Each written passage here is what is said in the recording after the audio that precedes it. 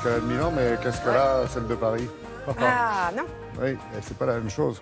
La Scala à Paris, c'est pas la même chose. Non, c'est pas la même chose, mais l'histoire commence pareil. C'est-à-dire qu'au 19e siècle, parce que quand même ce bâtiment date de 1873, un couple de millionnaires passionnés d'opéra tombe amoureux de quoi? De la Scala de Milan.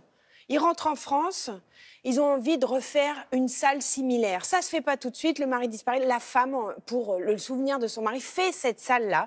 Et de 1873 à 1935, la Scala sera l'un des plus beaux et des plus célèbres cafés-concerts de la capitale.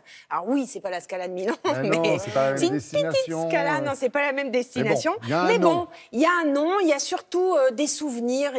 Du coup, il se passe quelque chose dans cet endroit. 1936, le lieu devient un cinéma art déco. Oui, après années 70, c'est un multiplex 800 places, hyper technologique.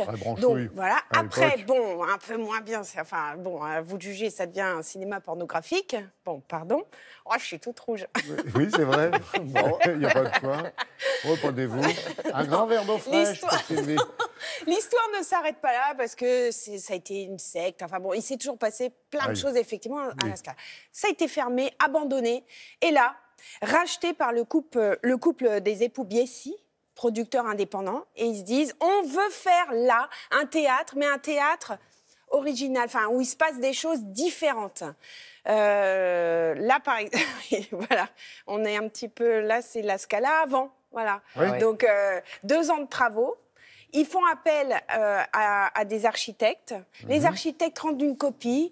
Oui, c'est propre, c'est bien fait, mais il manque ce petit truc. Et ils vont chercher qui? Ils vont chercher Richard Peduzzi. Richard Peduzzi, c'est le monsieur, le metteur en scène des décors de Patrice Chéreau. Voilà.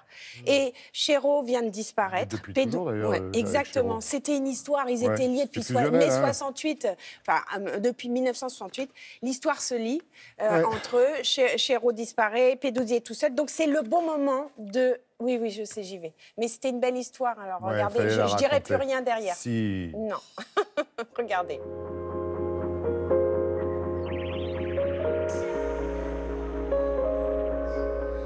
J'ai eu de la chance toute ma vie, d'abord de rencontrer Chéreau, que ça marche aussi vite, qu'on puisse plus se quitter. Et puis j'ai eu une autre chance, beaucoup plus tard, quoi. 50 ans après, c'est de rencontrer Frédéric Biesi et qui me propose ce travail hallucinant. Faire une salle de théâtre et puis tout ce qui tourne autour de la salle de théâtre et donner le style, l'ambiance, l'humeur de tout ça, ça n'arrive pas tous les jours. J'arrive ici et c'était absolument une tristesse infinie, quoi. Le boulevard, mon entrée dans le truc, c'était des décombres. À ciel ouvert, on voyait les pigeons partout, des carcasses de rats, des machins, tout ça. Et moi, je prends panique. Là, je me dis, qu'est-ce que je fous ici, quoi? Qu'est-ce que je vais faire là-dedans? Et puis, j'aperçois le bleu comme ça, et je lui dis, au fond, le théâtre, c'est quand même bleu, quoi. C'est un bleu. C'est la nuit, c'est le rêve, c'est la joie, c'est la tristesse, c'est le blues. On voulait que du restaurant ici à la salle, on soit pris par une couleur, par une émotion, et je voulais qu'il y ait aussi des taches de couleur pour que ce bleu soit pas seulement du bleu, mais qu'on voit qu'il y a d'autres couleurs, quoi, dans l'existence. J'ai dessiné les meubles, fait réaliser les lumières, les lampes, tout ça.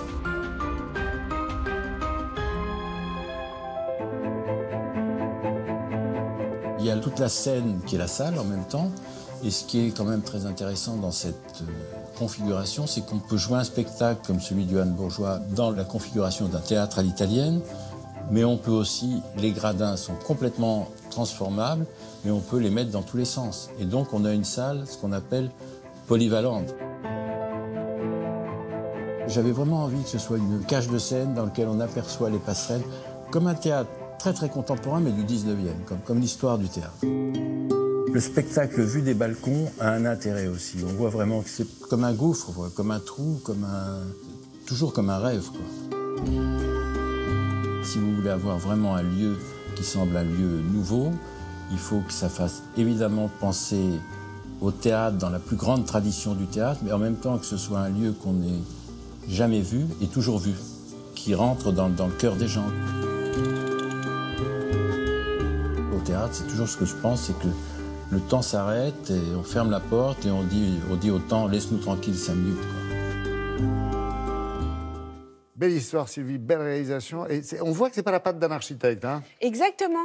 Richard Peduzzi, donc je le disais, il est metteur en scène, il est designer aussi. D'ailleurs, ces meubles sont dans le bureau de Françoise Nyssen parce que certaines pièces de son mobilier sont au mobilier national. Vous savez, notre grande réserve que j'adore, voilà. Oui. Eh bien, oui, il se passe quelque chose de... On sent que ça a été mis en scène. Voilà, c'est une salle mise en scène. Merci, madame.